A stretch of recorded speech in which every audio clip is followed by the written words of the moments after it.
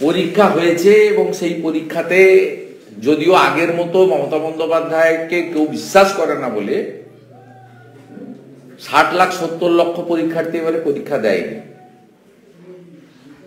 এবারে 10 লাখেরও কম 5.5-6 লাখ মতো পরীক্ষার্থী মোটামুটি পরীক্ষায় বসেছিলেন, যেটুকু আমার ইনফরমেশন আছে, স্পেসিফিক নাও হতে পারে, সংখ্যাটা বাড়তেও পারে। এই ফ্রেশাররা শর্ট নোটিসের পরীক্ষায় পড়াশোনা করে প্রিপারেশন নেওয়ার পরেও কার্যত 95% বেশি, হাতে গোনা 2-1 হতে পারে, এবারের পরীক্ষায় মানে ইন্টারভিউ যে ডাক হয়েছে এখনো অ্যাপয়েন্টমেন্ট দেননি। অ্যাপয়েন্টমেন্ট দিতে পারবেন কিনা জানি না, কারণ এইটাতেও সম্পূর্ণ দুর্নীতি হয়েছে। ফ্রেশাররা কার্যত সুযোগ পাননি। 70 নম্বরের পরীক্ষায় আপনার একটা সাবজেক্টে 60 পেয়েও ইন্টারভিউতে ডাক পাননি।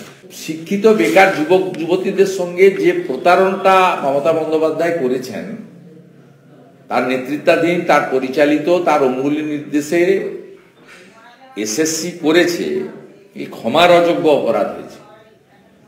অন্যদিকে টেন্টেড ছাড়া যারা পরীক্ষায় পাস করেছেন তারা ইন্টারভিউতে ডাক পেয়েছেন বড় সংখ্যায়, তারাও যে সকলে ডাক পেয়েছেন তা নয়। সাবজেক্ট ইংলিশের ক্ষেত্রে কোনো বঞ্চিত যোগ্য শিক্ষক তারা ডাক পাননি।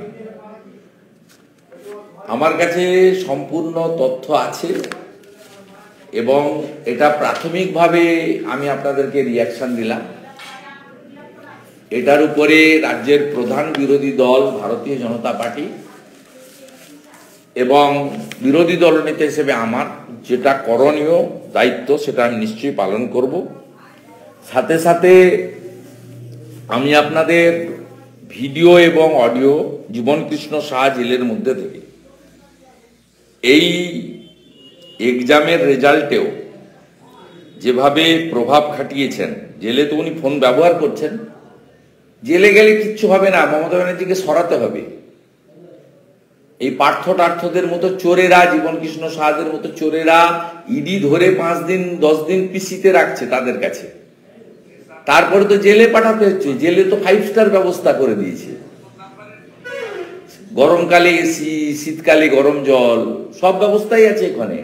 এবং আরো একটু ভিআইপি স্ট্যাচারের তৃণমূলের চোর হলে, লেভেল হাই চোর হলে তাদের জন্য পিজি রুটবান ওয়ার্ড আছে। পিজি রুটবান ওয়ার্ড না থাকলেও সম্প্রতি পার্থ বেরোলো রবীন্দ্রনাথ টেগোর RN টেগোর হসপিটাল থেকে মণিপালের, সেখানেও রাখার ব্যবস্থা করা আছে।